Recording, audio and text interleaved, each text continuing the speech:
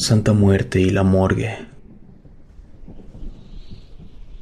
Creo que todo aquel que se haga llamar mexicano sabe de la existencia del barrio de Tepito. Su fama llega incluso a nivel internacional. Yo vivo en la Fortaleza. Es un complejo habitacional donde también trabajo. Creo que está de más aclarar que aquí dentro ocurren una cantidad infinita de cosas ilegales.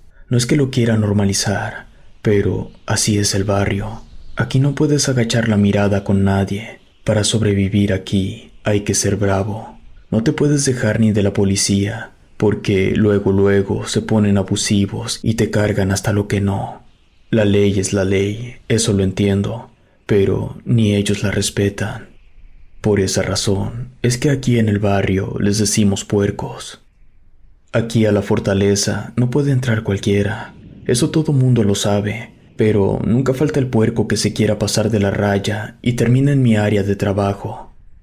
Yo laboro en una morgue clandestina dentro de la Fortaleza. No busco que nadie se escandalice. Yo simplemente busco aclarar algunos rumores sobre los que me preguntó la persona que me contactó. Y por desgracia o por fortuna, muchos de esos rumores están relacionados de una forma o de otra con mi trabajo. Empecemos por lo que yo creo es de las cosas un poco más conocidas. Me refiero a los cultos, sectas y rituales. Aquí en Tepito, como en la gran parte del país, prácticamente toda la gente es católica por bautizo. La diferencia es que aquí hay mucha devoción por la Santa Muerte. No es un choque de creencias, todo lo contrario. De alguna forma que yo desconozco, con el pasar de las décadas, la gente ha encontrado la forma de fusionar la fe con Dios con la adoración a la Santa Muerte. Es más, cada vez es más común que también se fusione la adoración a Dios y al diablo. No quiero dar nombres, pero hay una señora muy famosa aquí del barrio que tiene una frase peculiar. Naces de Dios, vives con el diablo y al morir te vas con la Santa Muerte. Dios, el diablo y la Santa Muerte se podría decir que es la Trinidad de Tepito, no de toda la gente, pero sí me atrevería a decir que de la gran mayoría, tanto en el mero corazón del barrio, así como en la periferia y las zonas colindantes. Hay iglesias, templos de la Santa y altares al diablo. Yo no pertenezco a ningún culto ni secta, pero me consta que existen porque aquí en la Fortaleza hay reuniones, y no nada más aquí. Hay gente que en sus casas particulares arman sus rituales. La gran mayoría de los rituales que se llevan a cabo son inofensivos, pero sí que hay sitios en los que se ofrece sangre. Claro que depende de la secta o el culto. Insisto, la gran mayoría son inofensivos. Una cosa que, al menos para mis ojos, es curiosa, es que de vez en cuando se reúne gente de los tres bandos. Esas reuniones ocurren aquí en los departamentos. No voy a revelar el número. Siempre se reúnen en el mismo, que, curiosamente, cada primer viernes de mes es cuando se llevan a cabo rosarios masivos, tanto a Dios como a la Santa Muerte en varios lugares del barrio. Al departamento que les digo, yo he visto entrar sacerdotes, adoradores de la Santa y gente que está al servicio del diablo. Sinceramente, no tengo idea de qué hacen, pero de que se reúnen, se reúnen. Yo sí creo en la Santa Muerte, le rezo y le pido cosas. Y lo repito, yo no formo parte de ningún culto. Yo simplemente le tengo fe a la flaca. Y no es cosa de ahorita. Desde niño siempre le he tenido fe. Me la inculcaron mis padres y a ellos mis abuelos. Claro que de niño uno no sabe cómo están las cosas, pero conforme fui creciendo, mi fe se fue haciendo más fuerte por ciertas situaciones que les platicaré. Creo yo que una razón particular para que aquí reine este tipo de creencias, sin duda, se debe a la violencia. Si bien es cierto que a día de hoy ya no es tan violento como antes, la realidad es que no deja de ser uno de los sitios más peligrosos y delictivos del país. Desde que yo era niño, siempre ha sido normal escuchar a diario que ya mataron a un vecino o al hijo de no sé quién. Había veces que más de 3 muertos había, eso sin contar los desaparecidos. Entonces, la muerte es muy normal. Yo tengo amigos que han matado a más de un puerco. Y a veces ni siquiera es porque les hagan algo. Nada más porque andan locos, les ven el uniforme y se van sobre ellos. Yo supongo que el convivir prácticamente de la mano con la muerte en el día a día hace que se vea como algo normal, y de ahí surge esta adoración hacia la Santa Muerte, al diablo y sus demonios. Bueno, eso creo yo. Pasando a otra cosa, mucho se rumorea sobre qué pasa con los desaparecidos, no solo de aquí del barrio, sino también de los alrededores cercanos. Ahí es donde entra mi trabajo. La morgue clandestina. Voy a tratar de explicar todo este asunto de la forma más clara posible, sin revelar nada concreto. Esta morgue está oculta dentro de la fortaleza, y para entender cómo ocultas una morgue en un complejo habitacional, hay que saber primero que muchos de los departamentos están modificados. Hay muros falsos, pasillos ocultos, escaleras secretas, túneles, muchas cosas que ni se imaginan. En fin, el punto es que aquí en la morgue es donde terminan algunos de los cuerpos de la gente desaparecida. Y no solo nos llegan esos cuerpos, también se trabajan cuerpos de vecinos que mueren de forma natural. Esta morgue no está dirigida por ningún culto ni por ninguna secta. La morgue le pertenece a la Unión. Es la organización que prácticamente dirige todo aquí en Tepito, y tiene gente en muchos otros lugares. Por eso les digo que aquí llegan cuerpos de gente que desaparece de otros lados. Yo no tengo estudios médicos ni nada por el estilo. Yo aprendí aquí viendo como en cualquier otro trabajo. Al principio, cuando entré a trabajar, me pasaron un montón de cosas raras. También fue por eso que empecé a acercarme más a la Santa Muerte, para que me protegiera de las malas energías. Quiero contar algunas de esas experiencias, solo que antes quiero dejar en claro un par de cosas. Aquí en la morgue hacemos todo de forma profesional. No hay el equipo estricto de una morgue convencional, pero se puede trabajar de forma limpia y segura. Y brindamos servicios gratuitos a la gente de aquí del barrio cuando se les muere un pariente y no tienen dinero para pagar a una funeraria. Y lo único que se les dice es que la Unión se hará cargo de todo. Nosotros preparamos el cuerpo y le ponemos un féretro para que lo vean en su casa. Y ya en el entierro, ahí no nos metemos. No les cobramos ni un peso, ni por preparar el cuerpo, ni por la caja. Hay dos motivos para esto. El primero es que hay días en los que la Unión no manda cuerpos. Y la segunda es que las cajas no nos cuestan. Me explico. La Unión está coluida con algunos panteones. Les dan un muy buen precio por pedazos para que entierren a su gente. Ese precio tan bajo es posible porque son terrenos que ya están pagados por otra gente que ya tiene enterrado a sus muertitos ahí, pero que llevan años sin visitar a sus parientes. Y los restos se venden al tipo de gente que se dedican a hacer cosas raras y las cajas nos las regalan. Todo aquí es un negocio redondo. Ahora sí, les voy a contar algunas de las cosas más raras que me han pasado trabajando aquí en la morgue. Yo empecé en esto estando chico. A lo mejor tendría unos 20 años.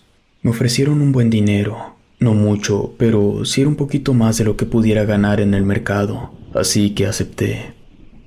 En ese entonces había un doctor. Él fue quien me enseñó. Desconozco si trabajaba para la Unión o si solo lo contrataron para que capacitara a alguien. El punto es que lo primero que me dijo fue: nunca limpies el sudor a un muerto. El consejo se me hizo raro. Para empezar, aquí está fresco. Hay buena ventilación. No me hacía mucho sentido que un muerto sudara, pero no iba a cuestionar al doc. En fin, así quedó. Un día llegó el cuerpo de una muchacha. Muy guapa ella. No voy a dar ningún detalle sobre los muertos, ni quiénes eran, ni cómo murieron. Entonces, yo todavía no participaba en el procedimiento del cuerpo. Nada más veía mientras el doc me explicaba todo de la manera más sencilla posible, para que una persona como yo sin estudios pudiera entender. Se terminó de hacer el proceso, y nada más estábamos esperando que vinieran a recoger el cuerpo. La verdad, desconozco a dónde se los llevan o qué les hacen. Yo no hago preguntas. El doc me dijo que iba a ir a comprar algo para comer, que nada más me quedara ahí esperando por si llegaban por el cuerpo, que ya estaba todo pagado, que nada más lo entregara. Yo estaba viendo a la muchacha cuando me di cuenta que tenía sudor en la frente. Para ese momento, había visto menos de 10 cuerpos, y ese era el primero que yo veía que estaba sudando.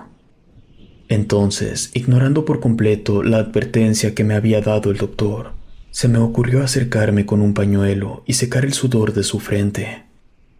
En ese momento, la muerta me agarró del brazo. Se me fue la sangre a los pies. Sentí como si mi alma hubiera salido de mi cuerpo debido al susto. No podía gritar ni correr. Estaba completamente paralizado del terror. Yo quería quitar mi brazo, pero mi cuerpo no respondía. Fue una sensación terrible. La mano de la muchacha estaba helada, pero no helada en el sentido que se sentía frío. Todo lo contrario, yo sentía que me estaba quemando. Es muy difícil de explicar, pero es como cuando te pones un hielo en la mano y lo tienes ahí por tanto tiempo que ya no sientes frío, sino caliente.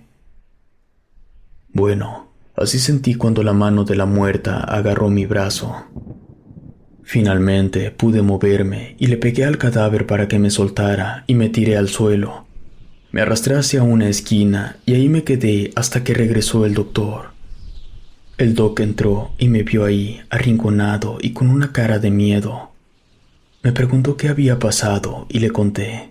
Él me miró muy serio y me dijo que ese trabajo no era ningún juego, que los muertos son muy peligrosos, más aún los que llegaban ahí por el tipo de muerte que habían sufrido. Yo le pregunté qué tenía que ver el sudor. Él me explicó que muchas veces los muertos sienten miedo de tener que irse al otro mundo y no se quieren ir solos, entonces sudan para que alguien los limpie. La cuestión es que al limpiar el sudor, se crea un vínculo del muerto con el objeto que se usó para limpiarlo y con la persona que lo hizo. El vínculo con el objeto hace que el fantasma del muerto se aparezca en el lugar donde esté el objeto, y el vínculo con la persona hace que ésta vaya a hacerle compañía. Me sugirió que me fuera inmediatamente a hacer una limpia, porque de lo contrario yo me iba a morir esa misma noche. No quiso agarrar el trapo y me dijo que, de paso, lo tirara en un basurero. En fin, en ese mismo rato me fui a la casa de una señora que toda su vida se ha dedicado a hacer trabajos con ayuda de la Santa Muerte y del Diablo. Le conté todo y le pedí que me ayudara. Me explicó que la Santa no podía ayudarme, porque era un designio de ella misma el que yo me fuera con la muerta. Le supliqué que por favor encontrara la forma de ayudarme. Ella me miró con mucha seriedad y me dijo que había una forma, pero que solamente el diablo me podía salvar. Yo le dije que no importaba lo que tuviera que hacer, que no me quería morir. Yo estaba esperando que me hiciera un ritual para que yo ofreciera mi alma al diablo a cambio de salvarme de una muerte inminente, pero no, todo fue mucho más simple. La doña me llevó a otra habitación en la que tenía un altar satánico. Me dijo que me hincara frente a esa figura del niño negro y le prometiera que mi alma sería suya. Me tomó menos de 10 segundos entregarle mi alma al diablo. Luego le pregunté a la señora si tenía que hacer alguna otra cosa. Dijo que sí, pero que no se trataba nada del otro mundo, solo que cada mes, en el primer viernes, yo acudiera al altar y le diera algún regalo al niño negro, cualquier cosa, pero que no la comprara para él, sino que debería ser algo mío para que yo pudiera entregárselo como recordatorio que mi alma era suya. Salí de ahí muy aliviado, confiado que no moriría esa noche. Así quedó. Durante todo un año, yo estuve yendo a la morgue de lunes a domingo para que el doctor me enseñara todo lo que debía saber para poder realizar un buen trabajo de calidad sin fallas importantes. Luego de ese año, me quedé yo como planta, y el doctor solo acudía de vez en cuando para supervisar y para darme algún tip nuevo. Yo tengo su número y puedo marcarle cada que no sepa hacer algo o cuando las cosas se complican. Siempre es muy amable el doc. No importa a la hora que le marque, él me contesta. Después llegó a la morgue otra persona para que así pudiéramos estar dos. Era un vecino de ahí del barrio. Yo trataba de enseñarle a como yo podía, y cuando el doc se daba sus vueltas, él nos enseñaba alguna que otra cosa nueva. En una ocasión, me tocó estar en el funeral de una persona que a mí me había tocado preparar. Cabe aclarar que desde aquel entonces muy poca gente sabía de la existencia de la morgue. Había rumores, pero prácticamente nadie sabía cómo estaba el asunto. Ese funeral se llevó a cabo con el féretro cerrado, porque la persona había quedado con el rostro desfigurado, y ahí en la morgue no hacemos reconstrucciones. Entonces yo llegué al funeral, ya era de noche, me dieron un poco de ponche con piquete, y en una de esas que volteé, pude ver clarito al muerto parado afuera de la casa, asomándose por la ventana observando su propio funeral. Estaba totalmente seguro que era el muerto. No dije nada. En otro funeral me pasó algo parecido. Yo había ido porque resulta que el muerto era el hermano de uno del grupo de amigos con el que me juntaba. La cuestión es que ese cuerpo no llegó a la morgue donde trabajo. Los familiares tenían un poco de dinero y decidieron hacer todo por fuera. Así que yo no conocía a la persona que se estaba velando, pero en una de esas que voy al baño, me percato que en la sala está sentado un señor con una característica bastante peculiar, una especie de llaga que le cubría todo el dedo índice de la mano izquierda. Rápidamente supe que esa persona ya estaba muerta, porque esa especie de llaga solamente se forma cuando una parte del cadáver está boca abajo. La sangre se asienta ahí, luego se coagula y se vuelve negra y espesa. Se trataba de un fantasma. En ese momento yo no sabía si se trataba del muertito que estaban velando o de otro fantasma que anduviera vagando por esos rumbos. Tiempo después, empecé a ver una muchacha muy bonita, demasiado diría yo. La veía en uno de los pasillos dentro de la fortaleza. Era raro porque, con todo respeto, aquí no hay ese tipo de mujeres. Su piel era súper blanca, larguísimo cabello rizado y color naranja, con pecas, ojos verdes, muy delgada. La estuve viendo como por una semana. Siempre andaba caminando por aquí o por allá, nunca me atreví a hablarle. En una ocasión, se me ocurrió contarle a mi compañero sobre la muchacha. Él se me quedó viendo, con miedo, y me dijo que no estuviera bromeando. Yo le dije que era en serio. Entonces me contó que el día que yo descansé, llegó el cuerpo de una muchacha exactamente con las mismas características que yo le acababa de decir. Los dos nos quedamos viendo. Fue algo raro. Durante varios días más, seguí viendo el fantasma de la muchacha, hasta que un día para otro ya no se apareció. Todo empeoró cuando empecé a tener pesadillas. Tenía varias diferentes, pero había una que se repetía bastante, y era la que más me daba miedo. En esa pesadilla yo estaba en un balneario, y toda la alberca estaba llena de cadáveres de pura gente que yo conocía, amigos y familia. El agua era negra y viscosa, como si fuera un pantano de sangre. Trataba de salir del lugar, pero cuando estaba cerca de la salida, escuchaba una voz que me gritaba por ayuda. Yo corría y buscaba quién era la persona que me estaba gritando. Cuando la encontraba, trataba de sacarla del agua, pero en ese momento, todos los cadáveres se iban sobre mí y me terminaban ahogando entre toda su sangre. Era una pesadilla demasiado agobiante. Yo despertaba gritando y llorando, completamente exhausto, y con el corazón latiendo tan rápido que yo pensaba que se me iba a salir del pecho. Estuve soportando esas pesadillas por meses hasta que ya no pude más, y fui nuevamente con la doña que me había ayudado con el sudor de la muerta. Me dijo que para ahuyentar las pesadillas tenía que rezarle a la Santa Muerte cada noche antes de dormir. Tenía que dedicar un novenario a la flaca. Funcionó. Santo remedio para las pesadillas. Por eso les digo que la santa sí te ayuda si le tienes fe. Otro día llegó un cuerpo que se comportaba de forma extraña. Se movía y salían sonidos de su boca como ronquidos. Tanto mi compañero como yo nos quedamos sorprendidos. El cadáver de repente estiraba un brazo o giraba la cabeza, e incluso se llegó a sentar en más de 2 ocasiones. Queríamos salir corriendo de ahí, pero teníamos la orden de no dejar sola la morgue cuando había un cuerpo. No importa qué pasara, jamás debíamos dejar la morgue. Yo le dije a mi compañero que saliera, que yo me quedaba. Él me decía lo mismo, pero ninguno de los dos salió. Nos había impactado tanto aquella situación. Optamos por llamar al doctor para que nos dijera qué podíamos hacer.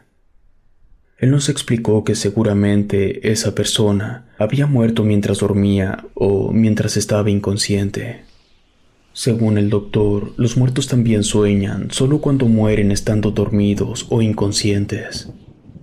Nos dijo que no era buena idea tocar el cuerpo mientras siguiera teniendo ese peculiar comportamiento, que lo mejor era esperar a que permaneciera quieto al menos 10 minutos, y que luego de eso podríamos tener la seguridad de que ya no se iba a mover. Le hicimos caso. Tuvieron que pasar como 3 o 4 horas antes de que el cadáver pudiera permanecer quieto por al menos 10 minutos. Luego de eso, pudimos trabajar sin interrupciones. Estuvimos muy nerviosos durante todo el procedimiento, pensando que en cualquier momento el cadáver se pudiera mover. Unos meses después murió mi compañero. Él y una muchacha iban a toda velocidad en un auto por la carretera que lleva a Tecolutla. Se estaban dirigiendo a la playa. Él traía el cinturón, ella no. Al momento que se impactaron con otro vehículo, la chica salió disparada por el vidrio frontal. Quedó en terribles condiciones, pero vivió. En cuanto a mi compañero, el cinturón de seguridad hizo su función, lo mantuvo en su asiento. El problema es que el auto ardió en llamas con él adentro. Algunas personas que se detuvieron intentaron sacar a mi compañero del montón de fierros ardientes, pero nada pudieron hacer. Dicen los testigos que murió gritando de dolor.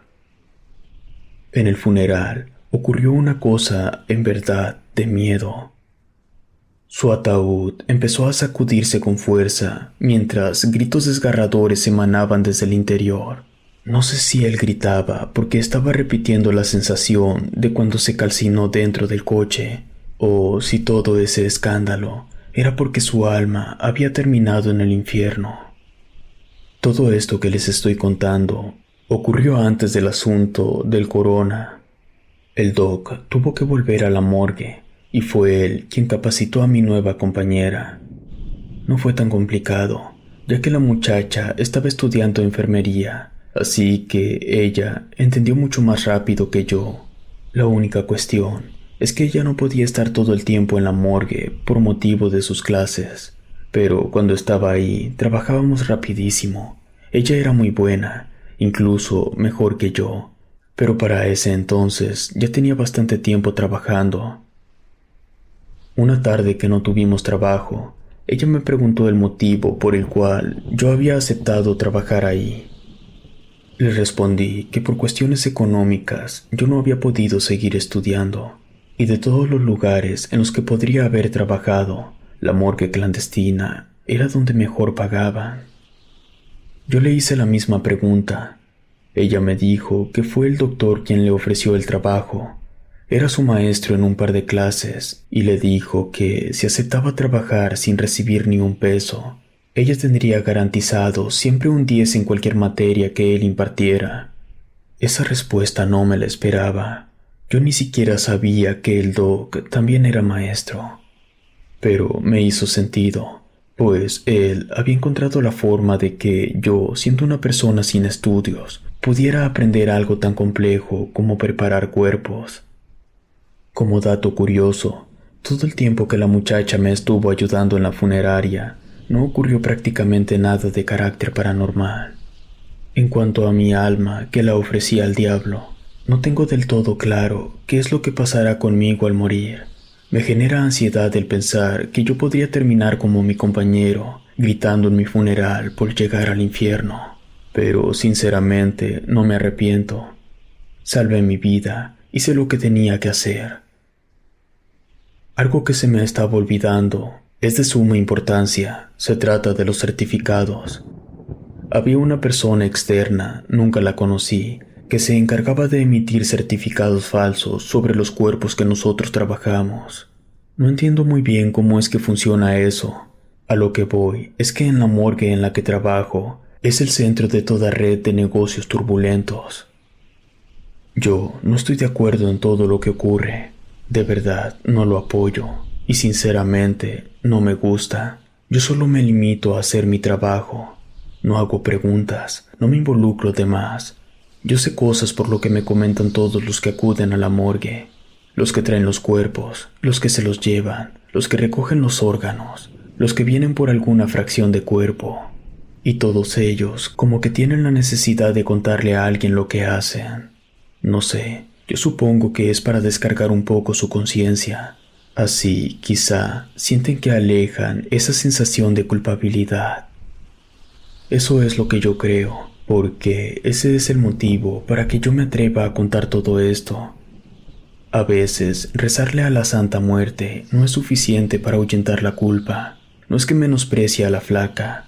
Yo le tengo muchísima fe, pero hay ocasiones que lo terrenal hay que solucionarlo de formas terrenales. Y si estoy contando esto, es como una forma de desahogo. Por poco no me animaba a dar mi testimonio. La persona que me contactó me insistió por muchos meses hasta que acepté. No me da miedo contarlo porque en realidad no estoy dando detalles específicos. Además, los rumores de la morgue ya se corren por el barrio. Y aunque alguien quisiera venir a buscar la morgue, primero tendría que lograr meterse a la fortaleza. Y les aseguro que muy pocas personas lo han conseguido. La gran mayoría de los que lo intentan terminan en la plancha metálica.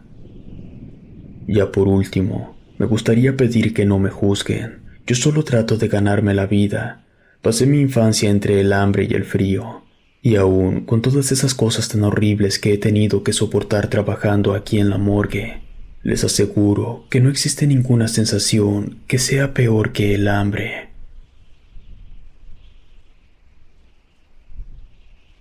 Si te gustó esta historia, suscríbete activando la campanita para que no te pierdas lo mejor de Rede. Gracias por escucharnos. Relato escrito y adaptado por Ramiro Contreras.